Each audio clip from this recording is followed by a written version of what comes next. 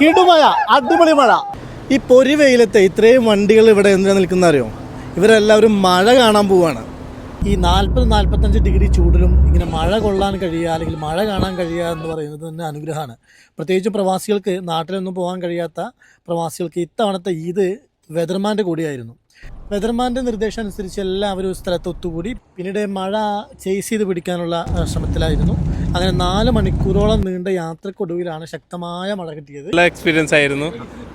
ഒരുപാട് ചേസ് ചെയ്തിട്ടാണ് ഇവിടെ എത്തിയത്. ഇത് സെക്കൻഡ് ടൈം நம்ம இப்போ இந்த யுஏஇ வெதர்மேனை சேஸ் பண்ணி இன்னைக்கு வந்திருக்கோம்.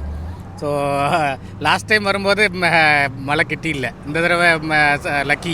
മഴ കണ്ടിട്ട് കുറേ നാട്ടിൽ വിചാരിച്ചിട്ട് ഇങ്ങോട്ട് വന്നാണ്ട് ഫൈനലി മഴ കാണാൻ പറ്റി. അടിപൊളിയായിരുന്നു. ഞങ്ങൾ പ്രതീക്ഷിച്ച് ഇവിടെ എത്തിയപ്പോൾ മഴ കണ്ടു. അതിന് സന്തോഷം. അതെ, അവസാനം കിട്ടി. അതിന് സന്തോഷമായി. നാട്ടിലെത്തിയിട്ട് ഇവിടുന്ന് ഫസ്റ്റ് ടൈമാണ് മഴ.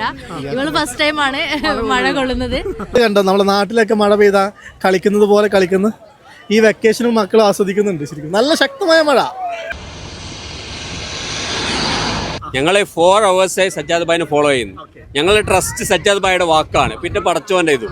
10 വർഷത്തോളമായിട്ട് വെതർമാൻ എന്നറിയപ്പെടുന്ന ഈ സജ്ജാദിന് ഇങ്ങനെ ഒരു പതിവുണ്ട്.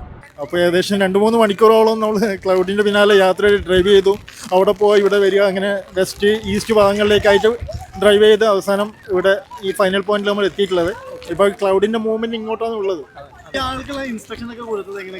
അത് നമ്മുടെ ഇൻസ്റ്റാഗ്രാം ചാനലിൽ എല്ലാ ഇൻസ്ട്രക്ഷനും നമ്മൾ കൊടുക്കുന്നുണ്ടായിരുന്നു. എന്തൊക്കെയാണ് മെയിനായിട്ടുള്ള ഇൻസ്ട്രക്ഷൻ എന്ന് പറയുന്നത് ഒരുപാട് പേഷ്യൻ്റ് വേണം, ക്ഷമ വേണം, അല്ലെങ്കിൽ ഒന്നും പറ്റില്ല. ഇൻസ്റ്റാഗ്രാം ചാനലിലുള്ള എല്ലാ ഇൻസ്ട്രക്ഷനും കാര്യങ്ങളൊക്കെ ഇൻസ്റ്റാഗ്രാം ചാനലിൽ കൂടിയാണ് കൊടുക്കുന്നത്.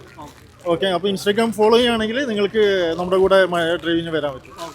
ഏതായാലും ഇത്തവണ ബലിപെരുന്നാളിന് പുറത്തൊന്നും യാത്ര ചെയ്യാത്തവർക്ക് ഇതൊരു കിടിലൻ അനുഭവമാണ്.